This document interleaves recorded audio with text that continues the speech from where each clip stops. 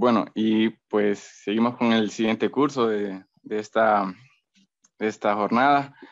Y este curso se titula Métodos Geométricos en Física y va a estar impartido por el máster Luis Zapata del Centro de Investigación y de Estudios Avanzados del IPN CINESTAF, México. Él se graduó como licenciado en Física en la Universidad Nacional Autónoma de Honduras y como máster en Ciencias de Física en el Centro de Investigación de Estudios Avanzados del Instituto Politécnico Nacional en 2020, con su tesis sobre cosmología de cuerdas con ciclos de torsión. Así que bueno, es un poco de información del máster Luis Zapata, y si se encuentra por ahí le damos el tiempo, son alrededor de 50 minutos, y bueno, ya puede compartir la pantalla.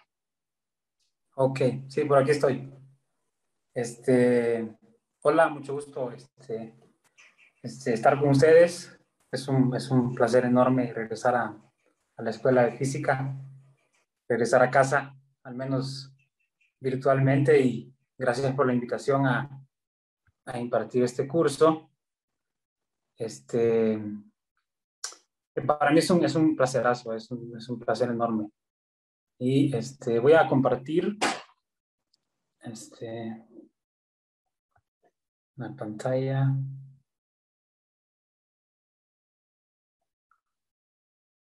Ok.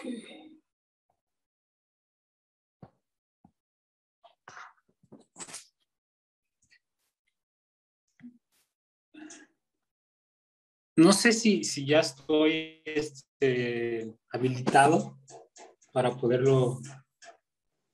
Sí, ya. Para poder compartir. ¿Sí?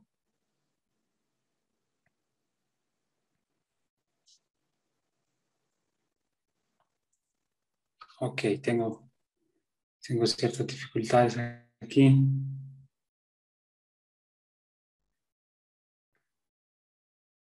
Ahí está.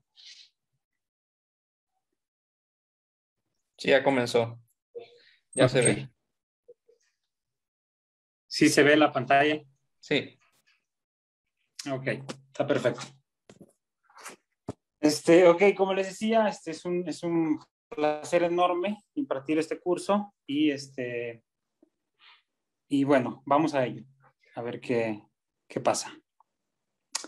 Como un objetivo general, del curso, la idea es poder usar un lenguaje geométrico para poder reescribir, de algún modo, digámoslo así, poder reescribir las ecuaciones de Maxwell. Poder entender o poder comprender cuando uno vea cosas como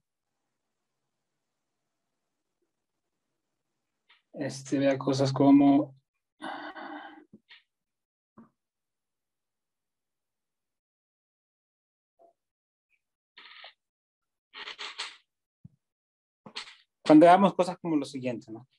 Hace un ratito de este curso de Daniel, ustedes miraban, él mostró un principio de acción, ¿no? Entonces, la idea general del curso es que ustedes al final del curso puedan entender lo siguiente.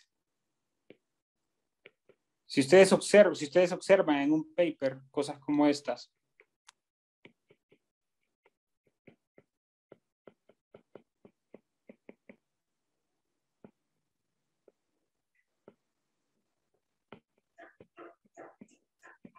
la idea es que ustedes puedan ser capaces de poder extraer información justamente de ecuaciones como estas, ¿no?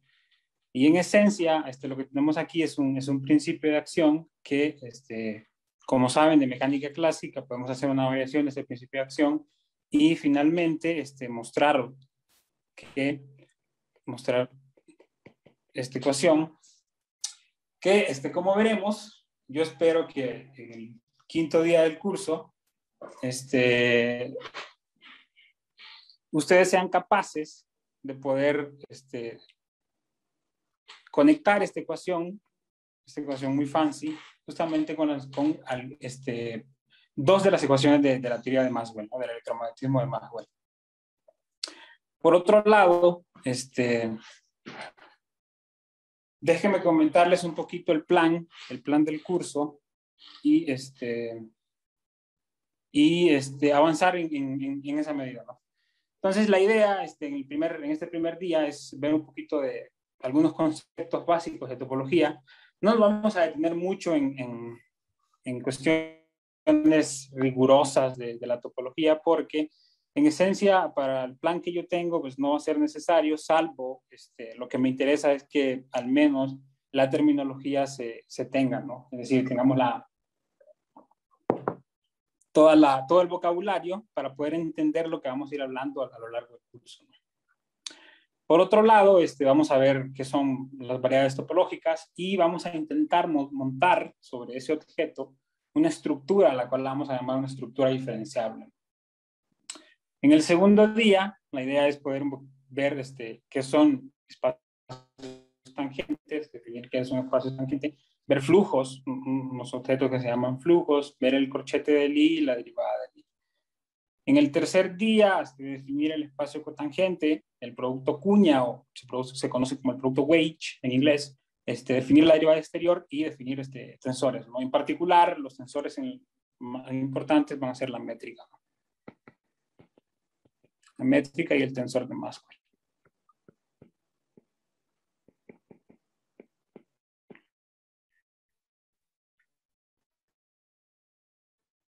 Sí, sí, ustedes, perdón.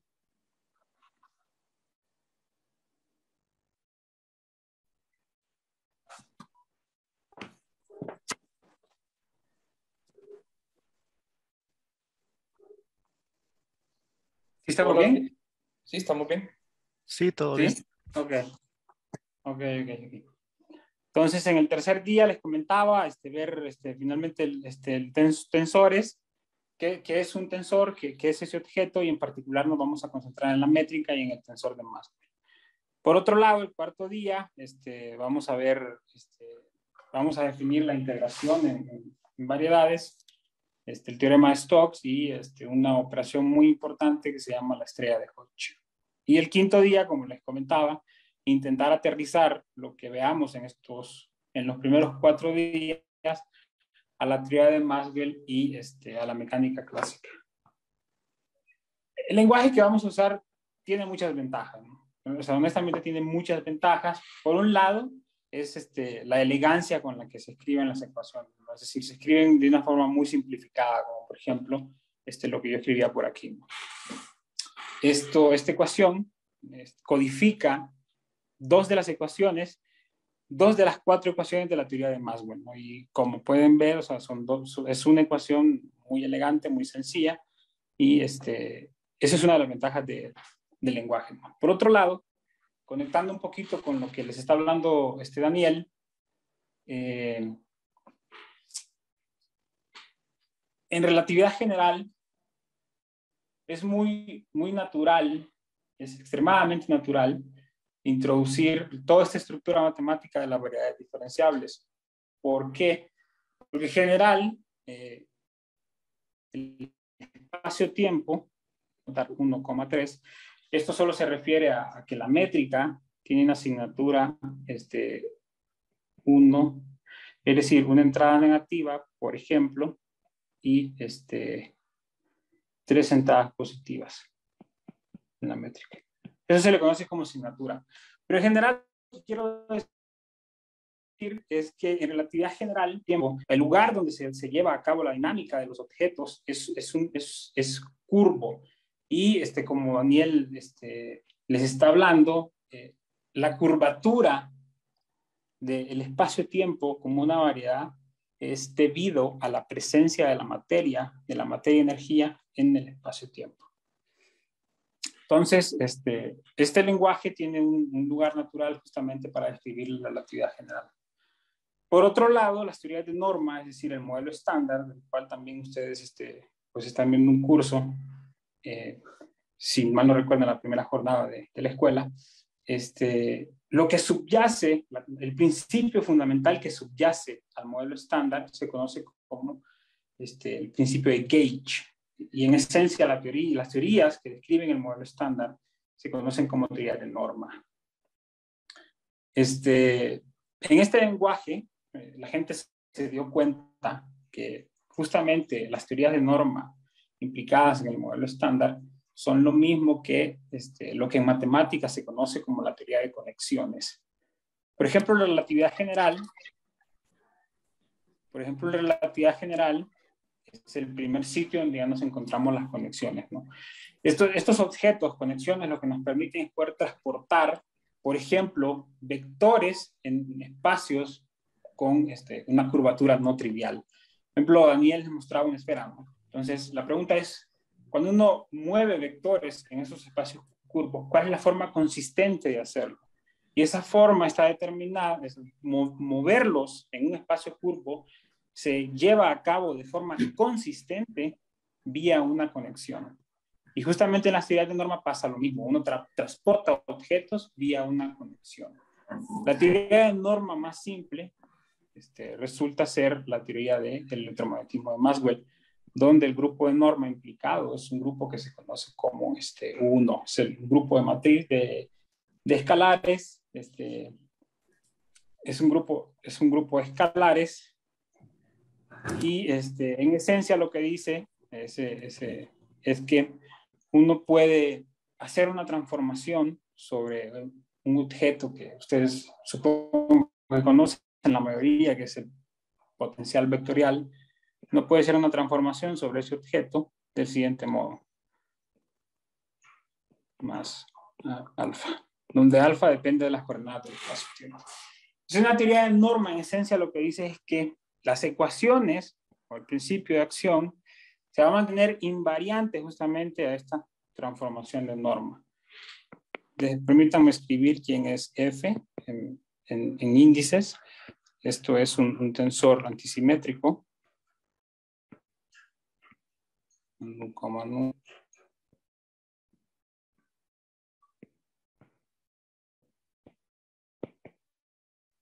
Entonces, en esencia, el principio de norma lo que dice es que si yo hago esta transformación sobre el potencial, vectorial, en esencia este objeto se mantiene invariante. Digo, al final del curso, el quinto día, yo espero que seamos capaces de llevar a cabo todos estos cálculos, ¿no? Por otro lado, pues también este lenguaje tiene un lugar natural en cosas un poquito más fancy como la gravedad cuántica y la teoría de cuerdas, ¿no? Pero bueno, menciono esto nada más para motivar un poquito por qué usar este lenguaje, ¿no? Pero no vamos a mencionar nada de gravedad cuántica, no vamos a mencionar nada de teoría de cuerdas. En esencia, nos vamos a concentrar en la teoría en entender el electromagnetismo de Maxwell, y por otro lado, cosas conocidas para ustedes de cálculo vectorial, por ejemplo, lo siguiente, ¿no? La rotación del gradiente de F, supongo que esto es conocido para ustedes. Sabemos que el rotacional del gradiente de una función es igual a 0, ¿no? Y resulta que en este nuevo lenguaje uno puede mostrar que esta ecuación se puede reescribir del siguiente modo.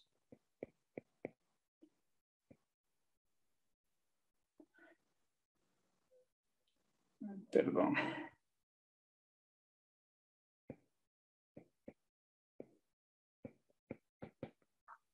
Entonces, a lo largo del curso van a ver una serie de ejercicios donde ustedes lo que van a hacer es conectar lo que yo voy a suponer conocen, que es cosas como estas, ¿no? Y por otro lado, ustedes van a intentar mostrar la equivalencia que hay entre esto y esto, ¿no? Entonces, no queda de otra, ¿no? No queda de otra más que ensuciarse las manos haciendo estos cálculos para poder aprender, ¿no? Entonces,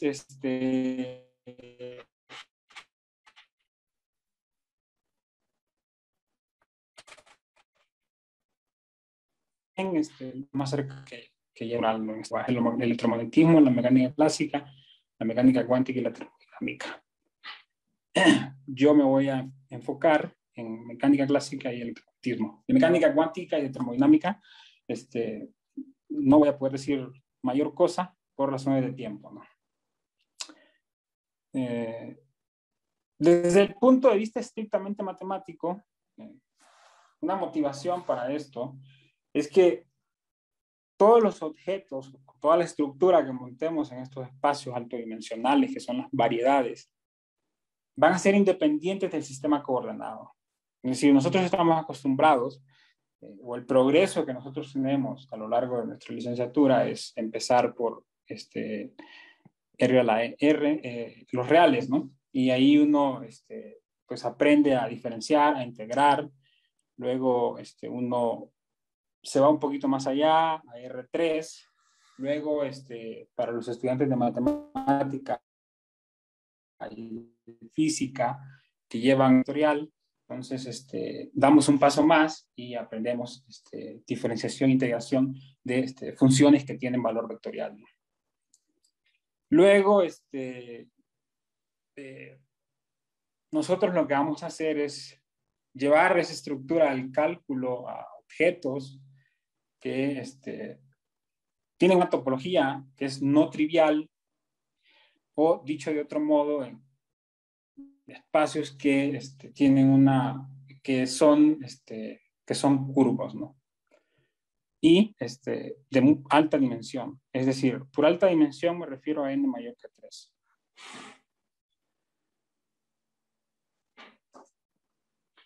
No sé si tienen alguna pregunta.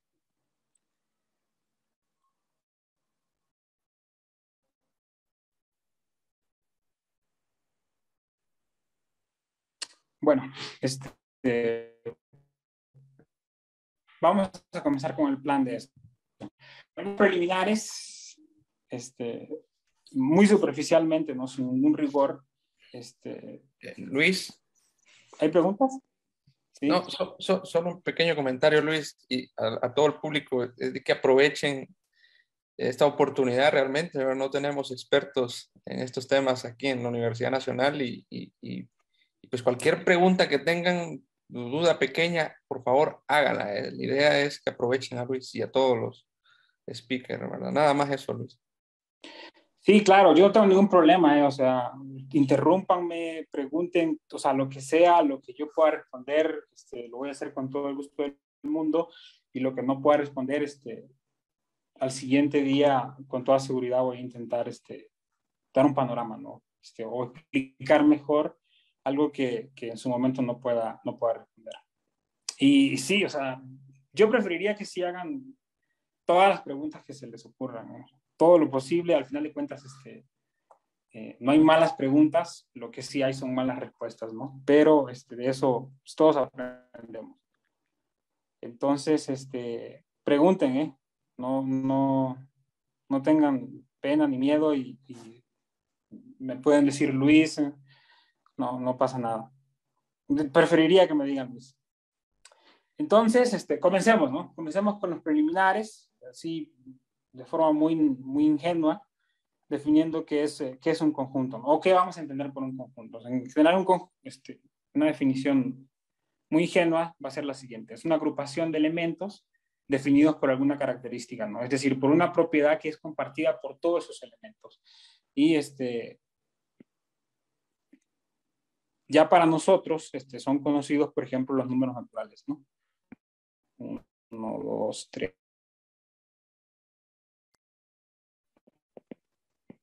Así sucesivamente. Los puntos, eso significa, ¿no? que eso sigue. Por otro lado, estos son los naturales. Por otro lado tenemos los racionales, donde podemos definirlos del siguiente modo, ¿no? Este es el conjunto de los P sobre Q, donde P pertenece a los racionales y Q pertenece a los enteros, ¿no? Con Q distinto de 0. Entonces, esto para nosotros va a ser un conjunto, ¿no? De la propiedad. En matemática normalmente se le conoce esto como predicado, ¿no? Un predicado. Entonces, En esencia, eso es lo que vamos a considerar como un conjunto. Y estos naturales, enteros, racionales y los reales. Pueden también estar los complejos y demás, ¿no? Pero en general lo que quiero transmitirles es la idea de un conjunto, ¿no? Donde está formado por una serie de elementos y esos elementos comparten una propiedad, ¿no? Y esa propiedad normalmente se le conoce como predicado. A lo largo de la historia van a haber una serie de definiciones y que luego esas definiciones van a ser como nuestra base. ¿Sí? Ahí serían los enteros. Racionales, ¿no? Son problemas nutricionales. No son enteros, Z. Sí, perdón, estos son los enteros. Perdón. Aquí serían estos, ¿no? Racionales y los enteros son, voy a poner un par de puntos por aquí, -2, -1, 0, 1, 2 y así, ¿no? Sí, claro, en efecto. Y aquí serían todos los reales, ¿no? Sí. ¿Sí estamos bien? Sí, listo. Ok, perfecto.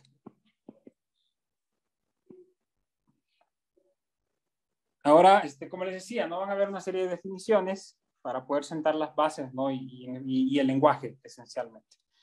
Entonces, una definición muy importante es que si tenemos un conjunto M, existe un conjunto denotado como el conjunto potencia, cuyos elementos son precisamente los subconjuntos de M.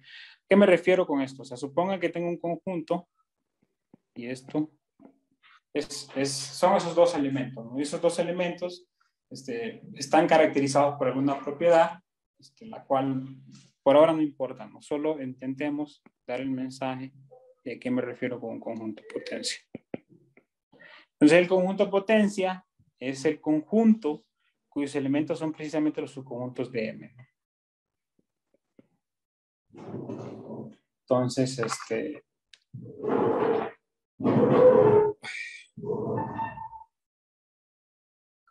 disculpa por el ruido, que una disculpa por el ruido.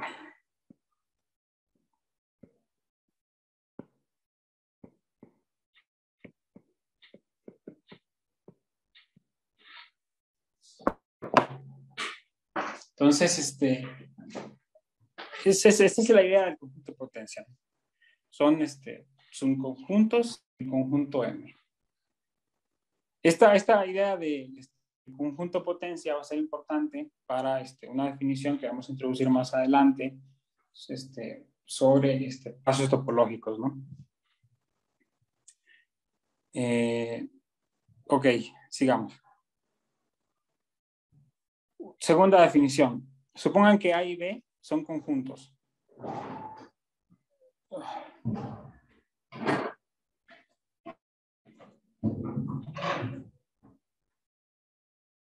Supongan que A y B son conjuntos, ¿no?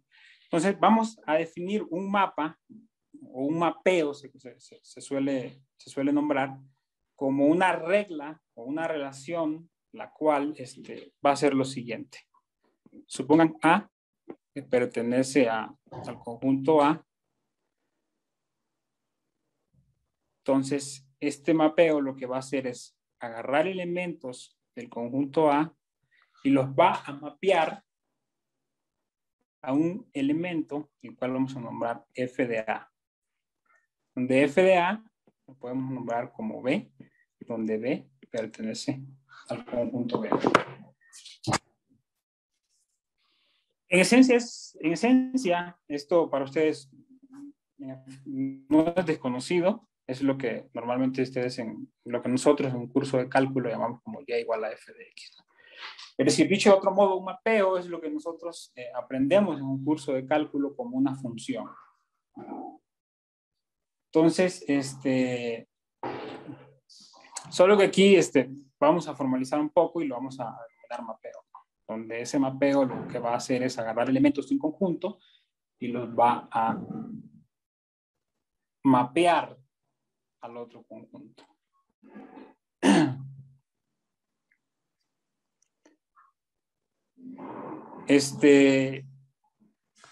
Al conjunto A lo vamos a llamar el dominio. Hay una pregunta en el chat. Sí, dígame. No, hay una pregunta en el chat que dice que qué es mapeo. No, parece que los chicos no entienden qué es mapeo. Ok, sí, sí. O sea, un mapeo es justamente No. lo que uno... Pregunta es, Adelante, Giancarlo.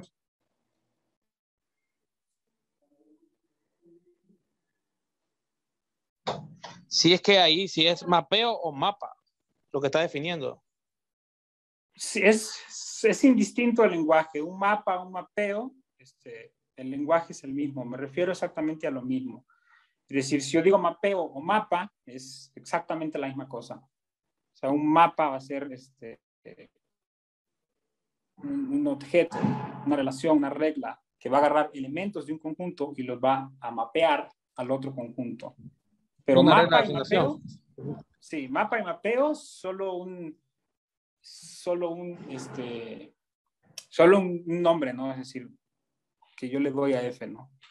Pero en realidad esa va a ser una relación, por ejemplo, suponga que yo tengo los reales, yo defino un mapa que va de los reales a los reales, y lo que agarro es un elemento X y lo mando a F de X. Y por ejemplo, esa relación puede ser tal que agarre X del conjunto que está aquí y lo mapea X al cuadrado. ¿Ya? Entonces la relación que yo defina, o sea, el mapeo o el mapa va a ser una relación tal que va a agarrar elementos de este conjunto y los va a mapear a elementos del otro conjunto. Y por ejemplo, esa relación puede ser tal que este X lo mapea a este elemento que está aquí. Pero mapa y mapeo significan la misma cosa, ¿no? Lo que hay que tener claro es que es una relación, la cual va a agarrar elementos de un conjunto y la va a mandar al otro conjunto. No sé si queda claro. Este es el dominio. Vamos a llamar al conjunto A dominio, conjunto del conjunto objetivo o target. Y vamos a llamar al conjunto F de A, es decir, los elementos, F agarra elementos de A, y a ese conjunto lo vamos a llamar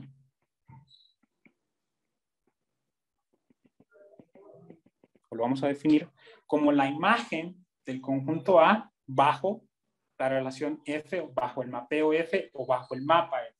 Significan, o sea, lo que yo dije ahorita es exactamente lo mismo. Y eso va a ser el conjunto de elementos F de A tales que pertenece a. Eso lo vamos a llamar la imagen. De pronto algo pictórico puede ser lo siguiente. Supongan que estos son conjuntos. Yo tengo una regla, un mapeo, que agarra elementos de aquí y los mapea a elementos de aquí. ¿Ya? Entonces lo que estoy diciendo es que la imagen del conjunto A bajo F se va a definir como los elementos F de A tales que, esta barrita, lo que significa es tal que o tales que A pertenece al conjunto A.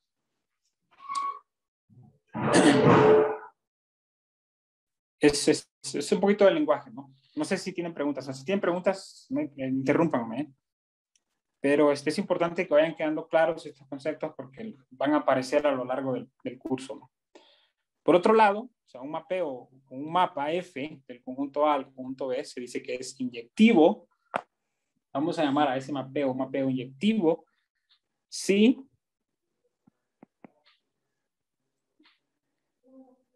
para A1 distinto de A2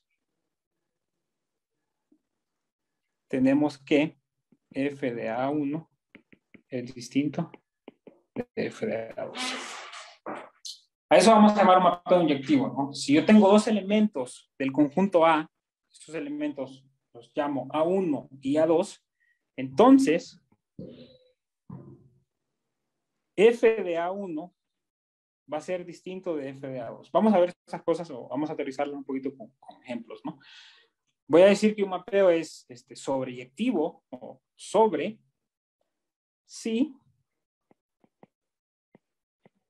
la imagen, lo que definí hasta hace un ratito, si la imagen de F, perdón, si la imagen de A bajo el mapeo F es igual al conjunto B.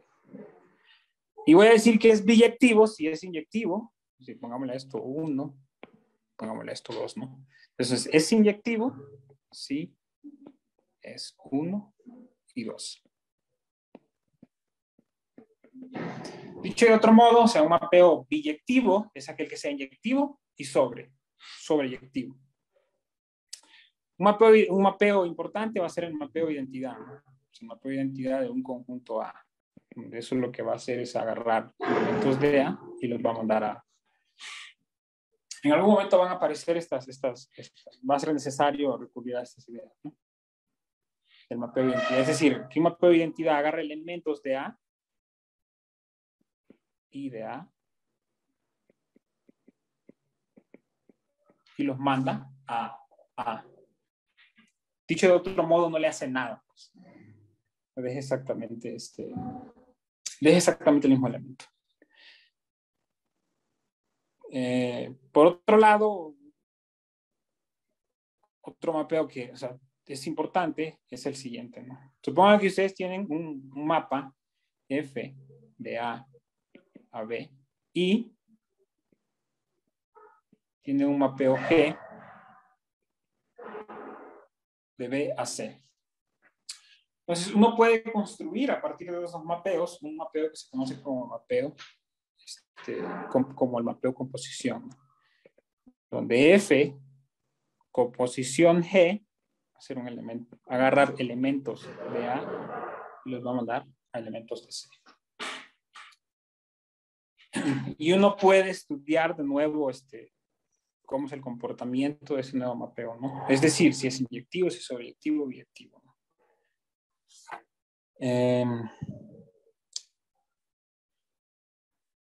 No sé si hay preguntas hasta aquí.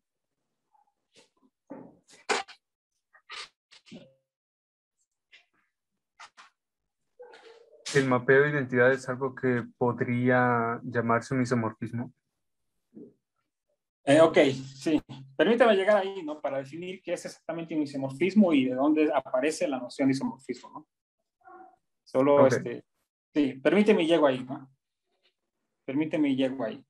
Porque, para introducir la idea de isomorfismo, necesitamos un poquito, preguntarnos sobre la estructura, ¿no? Si montar alguna estructura sobre los conjuntos, ¿no? Y por estructura me refiero a una estructura, por ejemplo, algebraica, ya sea de suma, de producto o cualquier otra, ¿no?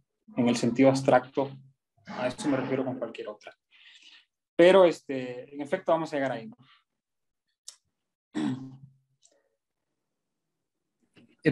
Disculpe, ¿podría repetir cuándo un mapeo es sobreyectivo? Sí, claro. Estamos aquí, ¿no? Entonces, la idea de un mapeo sobreyectivo es que la imagen de elementos del conjunto A bajo el mapeo F es igual a B. O dicho de otro modo, no podría decir lo siguiente, ¿no? Para un elemento B que pertenece al conjunto B, existe al menos un elemento que pertenece al conjunto A tal que F de A es igual a B. Es más o menos la idea, ¿no?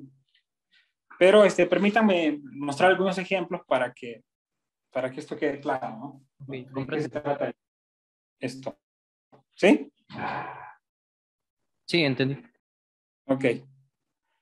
Un ejemplo. Supongan que yo tengo una relación, un mapeo que va de los reales a los reales, ¿no? Y esa relación es tal que agarra elementos del conjunto de los reales y los mapea a elementos tales que, o que vamos a definir como AX, donde A pertenece a los enteros. Si yo defino una relación con un mapeo F tal que va a agarrar elementos de un conjunto y los va a mapear al conjunto objetivo tal que X va a ser el producto de una constante A, un número A que pertenece a los enteros, por X. ¿Dónde se entiende? ¿No? Se entiende el punto como producto que es conocido para nosotros en los números reales, ¿no? Entonces, la pregunta es la siguiente. ¿Cómo se comporta esta relación en base a las definiciones que yo di aquí, a la definición que yo di aquí? ¿Es inyectivo, sobreyectivo o biyectivo? Entonces, la idea es la siguiente, ¿no? La idea para mostrar eso es la siguiente. Supongan que yo tengo X1 distinto de X2, ¿no? Entonces, si yo tengo dos elementos del conjunto dominio, entonces me pregunto si f de X1 es distinto de f de X2, ¿no? Entonces, agarramos la relación que definimos y decimos A de X1 distinto de A de X2. Y eso, en efecto, ¿no? En efecto, se satisface que AX1 es distinto de AX2, ¿no? Entonces, tenemos la primera propiedad que es inyectivo ese mapeo. Dos, que sea sobreyectivo, ¿no? Que sea sobreyectivo, y es lo que dijimos, es que la imagen de los reales bajo el mapeo F tiene que ser igual al conjunto objetivo, ¿no? Y eso es trivial, ¿no? Es trivial ver que en efecto se satisface. Eso es lo que me refiero con sobreyectivo, ¿no? O dicho de otro modo, existe un elemento del conjunto objetivo. Existe un elemento del conjunto objetivo tal que f de x es igual a x. Eso es lo que estoy diciendo, ¿no? Básicamente.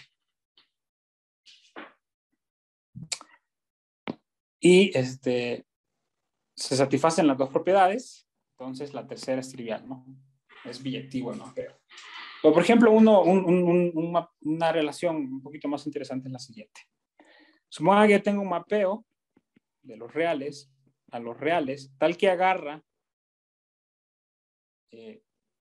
elementos de este conjunto dominio y los mapea a lo siguiente. Seno de X. Entonces la pregunta de nuevo, ¿no? ¿Cómo es ese mapeo? Nos preguntamos si ese mapeo es inyectivo, ese mapeo es inyectivo sobre, y entonces va a ser biyectivo, ¿no? Entonces, de nuevo, la receta es la misma. Agarramos dos elementos X, X1, X2. Y entonces, ¿cómo se comporta nuestra relación, ¿no? Bajo f de X1 distinto de f de X2. Entonces la pregunta es si esto es cierto, ¿no? Entonces, seno de X1 es distinto de seno de X2. Bueno, resulta que si uno se va a lo que aprende en el curso del cálculo, uno sabe que esta función tiene un comportamiento periódico, ¿no? Tiene un comportamiento más o menos así. Y bueno, no puede mostrar que esto que no es inyectivo.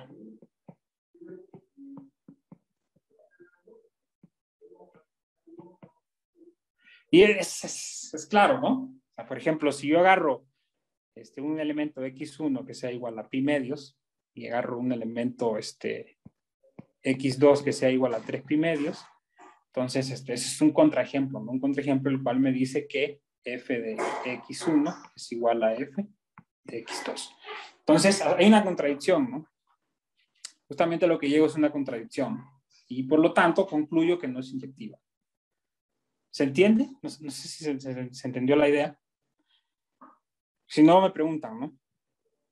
Por otro lado, respecto al ítem 2, si es sobreyectiva, lo que nosotros definimos que un mapeo es sobreyectivo si la imagen del conjunto dominio es igual a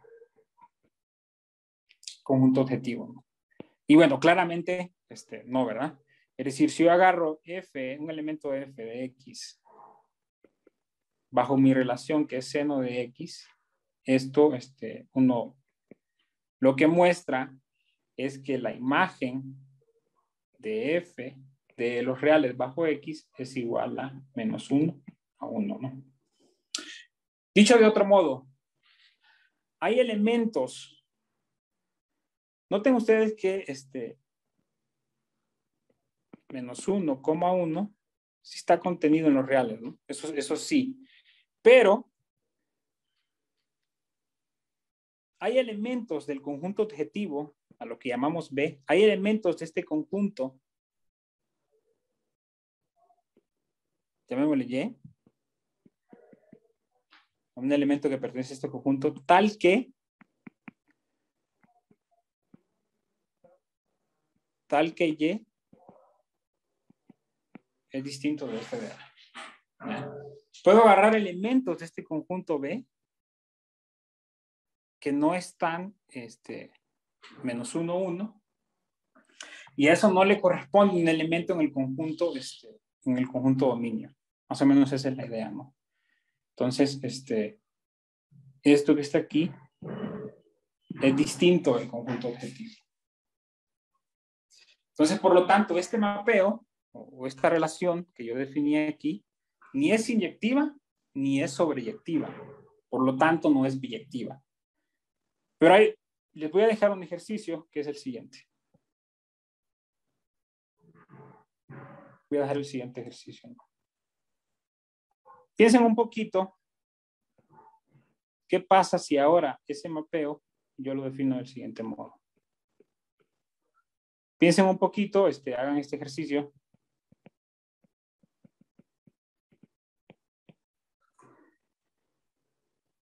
Y muestren o prueben si este mapeo, tal que agarra elementos de X y los manda a f de X, definido como seno de X.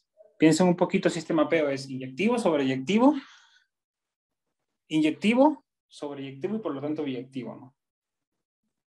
Siguiendo más o menos la filosofía que les acabo de contar, ¿no? Una de las cosas que uno puede notar con este ejercicio es que es extremadamente importante, o la noción de mapeo tiene sentido si yo defino el conjunto sobre el cual ese mapeo o esa relación va a actuar, ¿no? Porque uno se da cuenta de que dependiendo del conjunto sobre los cuales actúe esta relación, este mapeo, va a obedecer a propiedades de ser inyectivo o sobreyectivo y por lo tanto biyectivo. Les pido por favor que guarden estas definiciones porque van a aparecer, ¿no? Van a aparecer a lo largo del curso, ¿no? Sí, Entonces, yo tengo una consulta. Sí. Antes de que pase a esa parte, bueno, solo quería saber en qué condiciones o en qué situaciones que puedo definir yo el mapeo inverso.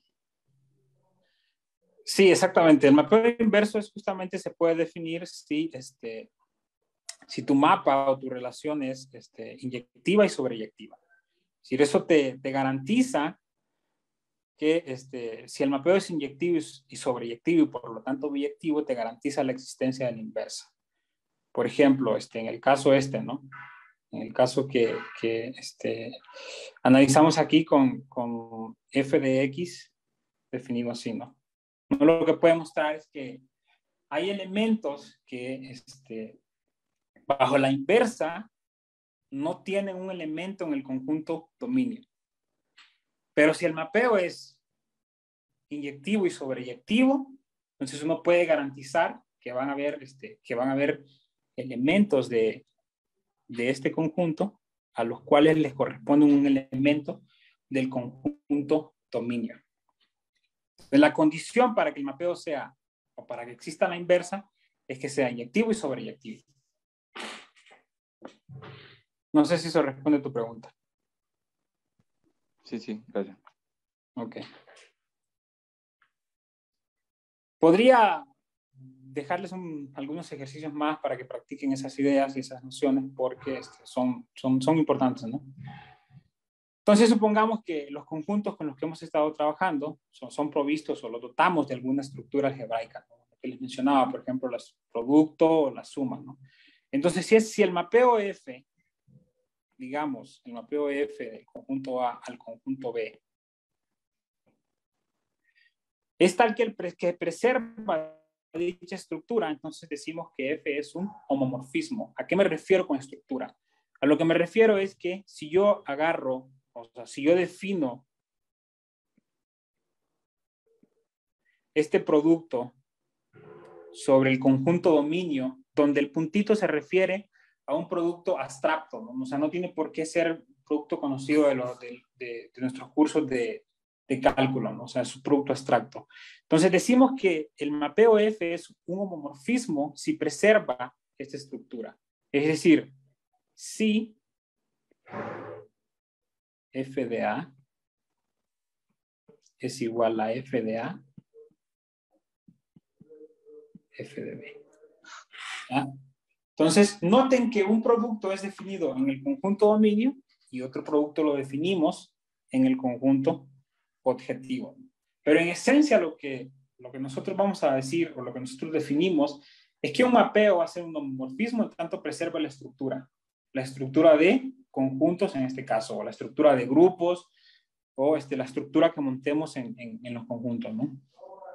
Entonces, si F es un homomorfismo biyectivo, esto es, si F es inyectivo y sobreyectivo, o sea, si somos capaces de probar que la relación o el mapeo que definamos es biyectivo, entonces se dice que F es un isomorfismo.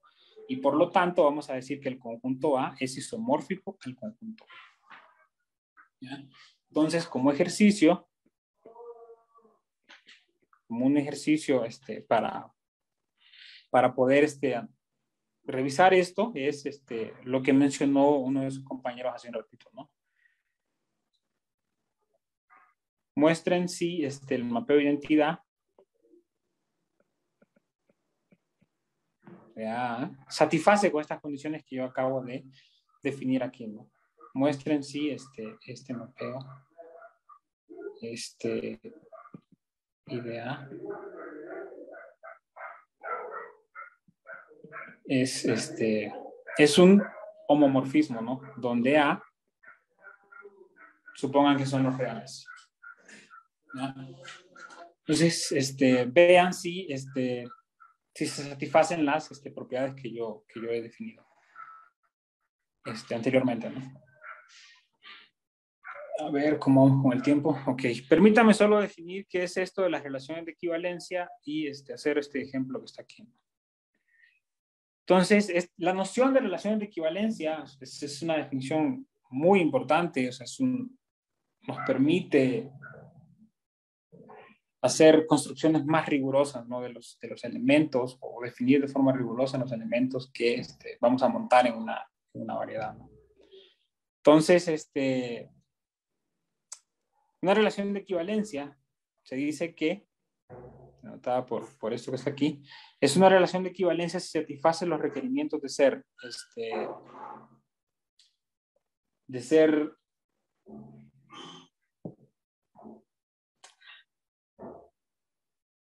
simétrica, de ser transitiva y reflexiva. ¿Qué me refiero con eso?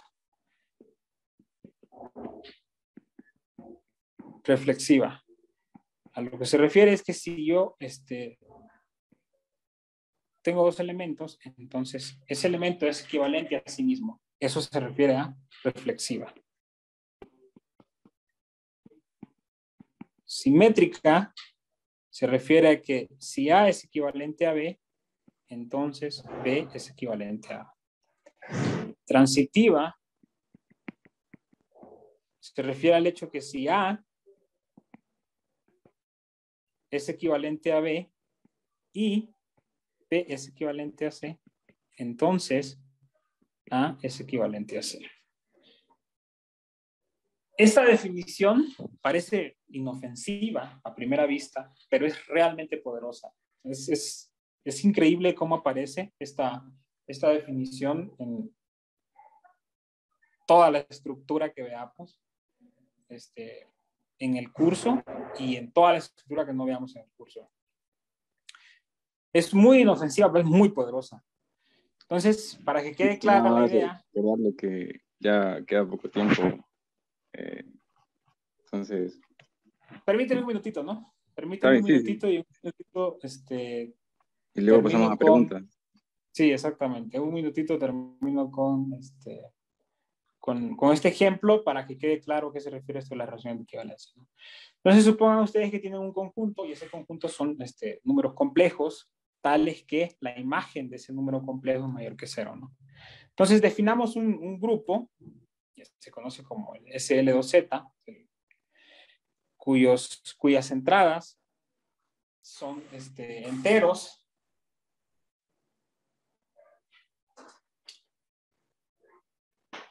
y son matrices de 2×2, ¿no? Y satisfacen este predicado o esta condición.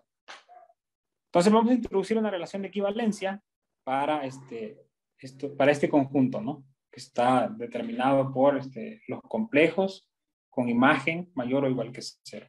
Entonces, si existe una matriz A que pertenece a este grupo, tal que se satisface esta condición, entonces podemos mostrar que esto es una relación de equivalencia. ¿A qué me refiero con eso? Entonces, tenemos que empezar con la propiedad reflexiva, es decir, un elemento de este grupo va a definir una relación de equivalencia en este conjunto si somos capaces de mostrar que tau es equivalente a tau prima, ¿no? ¿Y a qué se refiere eso, no? Lo que vamos a hacer es lo siguiente, ¿no? Es decir, esto es cierto ya que existe, ¿no? Existe una matriz A que pertenece a SL2Z, ¿no? Es decir, existe una matriz tal que tau es igual a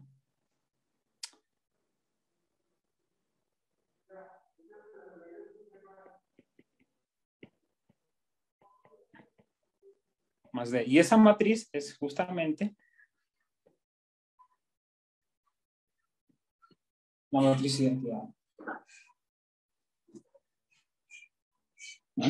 Es exactamente la matriz de identidad. La matriz de identidad lo que hace es decir que tau es igual a tau. Es justamente la relación que tenemos aquí arriba. ¿Ya? Entonces, eso ya prueba la primera, el primer requerimiento, ¿no? Es decir, si existe una matriz que pertenece a este conjunto, tal que tau es igual a tau prima. Y esa matriz es justamente la matriz de identidad del grupo. Por otro lado, la segunda propiedad nos dice que si tau es equivalente a tau prima, entonces tau prima es equivalente a tau. Eso es básicamente lo que nos dice. Entonces, si esto es cierto, entonces existe una matriz A que pertenece a SL2Z, tal que tau es igual a por tau prima más B y C por tau prima más T. Pero no es difícil mostrar, no es complicado mostrar que A es igual a A, B, C y D. No es difícil mostrar que tau prima es igual a D por tau menos B menos C por tau más A. No es muy complicado mostrar esto. Por favor, rellenen este hueco. Y esta matriz A igual a D menos B menos CA, pues se puede mostrar que es justamente A inversa, ¿no? Y como esta matriz pertenece a un grupo, su inversa existe por los axiomas de grupo. Entonces, lo que acabamos de mostrar es que existe una matriz A tal que se satisface esta condición. Entonces, les pido por favor que prueben la condición 3. Tau es equivalente a tau prima y tau prima es equivalente a tau bi prima. Entonces, tau es equivalente a tau. Por favor, trabajen esos ejercicios y los huecos que yo no llene para que se convenzan de lo que estoy diciendo, ¿no? Y para que vayan agarrando un poquito de juego o de habilidad en la mano con estos problemas. Eso es todo lo que voy a decir por hoy. Gracias y una disculpa por pasarme, ¿no? Está bien. Muchas gracias, Luis. No sé si hay alguna pregunta por acá. ¿O alguien tiene alguna pregunta? No sé. Tal vez un espacio para una o dos preguntas.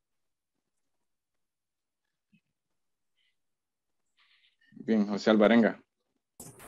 Sí, buenas noches. Solo tenía una duda en la definición de homeomorfismo. No es necesario decir que los conjuntos son grupos o anillos. Solo me quedó la duda, solo para hacer bien la lectura después en todo el curso. Sí, a ver, yo no definí homeomorfismo. Lo que definí fue un homomorfismo. Ah, sí, disculpe, es cierto. Sí. La idea de homeomorfismo va a aparecer ya en espacios topológicos, pero un homeomorfismo se refiere a una relación que va aproximadamente hablando, es una relación que preserva unos objetos que se llaman invariantes bajo la acción de ese homeomorfismo. Dicho de otro modo, uno puede tener, por ejemplo, un círculo y un homeomorfismo va a ser un objeto que deforma el círculo, pero hay cantidades que se conservan, se van a quedar conservadas ante esa transformación, que es bueno, más adelante vamos a ver eso, ¿no? Pero un homomorfismo se refiere a un mapeo o una relación que va a preservar la estructura que tú definas en el conjunto A y B. Es decir, por ejemplo, tú dijiste que hace a un grupo, pero que hace a un grupo lo que te está diciendo es cómo se comportan los elementos los elementos de ese conjunto, ¿no? Por ejemplo, suponte que es un grupo, ¿no? Que A es un grupo, qué sé yo, el grupo general lineal con entradas reales, ¿no? Entonces, de la teoría de grupos, para que sea un grupo debe satisfacer ciertos axiomas, ¿no? Ciertos axiomas bajo una relación de producto. Entonces, en efecto, un homomorfismo es una relación que va a preservar esa estructura que tú definas. Yo puse un puntito aquí, ¿no? Ese puntito lo que te está diciendo es la estructura algebraica que tú definas sobre el conjunto. Para un ejemplo más terrenal, ¿no? Por ejemplo, estos elementos, ¿no? Suponte que A es esto. Entonces, uno sabe, ¿no? Que hay una estructura algebraica sobre este conjunto y es, por ejemplo, la suma, ¿no? Eso es una estructura algebraica sobre los enteros, ¿no? La suma. Entonces, un homomorfismo va a ser aquel que agarre justamente esa estructura y bajo el mapeo sea tal que esto es igual a f de A más f de B. Entonces, eso va a ser un homomorfismo, es decir, que preserva esa estructura que tú definas sobre los conjuntos. Obviamente, esos conjuntos pueden ser grupos o cualquier otra cosa, ¿no? Y va a ser un isomorfismo si este mapeo es invertible, o dicho de otro modo, si es biyectivo. No sé si eso responde a tu pregunta. Sí, es que mi duda iba más en la dirección de definir qué era A y B en ese que usted tiene ahí, porque como dice A y B pueden ser cualquier cosa, entonces ahí ahí me queda con la duda si realmente solo necesitan ser grupos o puede ser, no sé, un intervalo de la recta real, por ejemplo. Sí, puede ser cualquier cosa, ¿no? En tanto tú le montes una estructura. Eso, Ok. en ese, es eso. Y va a ser un homomorfismo de nuevo si preservas esa estructura que tú montes, ¿no? Por ejemplo, grupos, cualquier otra cosa que Está se te bien, muchas ocurra. gracias por la respuesta y excelente presentación. Ok, gracias, ¿eh? Bueno, Gracias por la pregunta también. Bueno, muchas gracias, Luis. Seguro que quedaron más preguntas ahí, pero mañana creo que sí se puede continuar con esas preguntas. Y bueno, está muy interesante y creo que está siendo productivo para todos. Así que gracias. Ok, gracias, ¿eh? Disculpa por pasarme de tiempo. Ah, está bien, no hay problema.